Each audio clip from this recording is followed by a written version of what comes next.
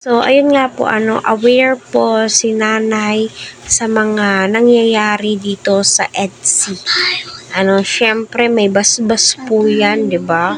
Suportado po siya sa lahat ng ginagawa ng EDSI dahil nga po itong si Edu ay respetadong tao, no?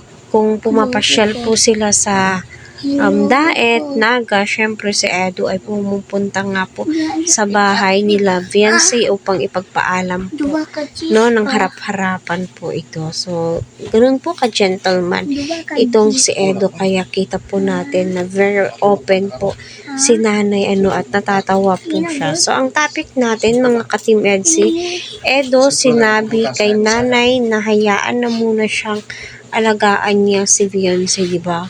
Sabi niya na wag na muna kayo magtitinda, hayaan niyo na muna ako ang mag-alaga kay Viancy. Ay nako, si nanay ay biglang napatawa. Ikaw talaga, Edu, sinabing ganon.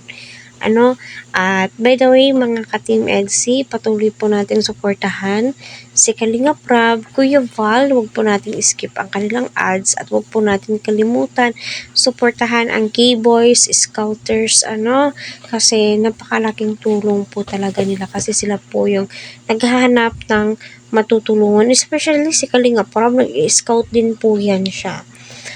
So yun na nga po, no, my God, kinilig po ako dito sa part na to nung kinausap po ni Edu si nanay. So mapapansin mo na si nanay at saka si Edu ay close po sila, no. Si Edu di po siya nahihiya sa parents. So ma-feel mo na sincere si Edu sa pamilya ni Viancy. Kahit sino naman po talaga, dapat respetuhin po natin, no, ang pamilya ng nililigawan natin. Charot, no, napaka-advance ko naman, nililigawan agad love team pa lang nga, di ba? Pero saan pa ba papunta yan, di ba? So, panoorin muna natin to. Kaya mo na muna si Beyonce, ako, kaya mo muna ako. Ako na muna mag-aalaga po. Sa Beyonce lang po. Joke lang.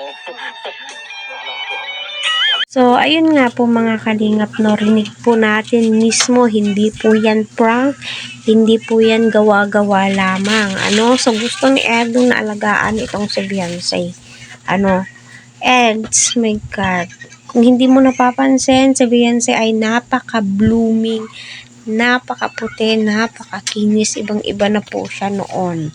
At ngayon, malaki na po yung pinagbago ni Viancy. Kahit na malaki po yung pinagbago through physical appearance ni Viancy, pero still, yung ugali niya di pa rin nagbabago. Kaya yan, grabe, napapabilib ang lahat, no? Sana ay stay humble, Viancy, kahit na napakaraming blessings, perang dumadating sa'yo kung papaano ka noon.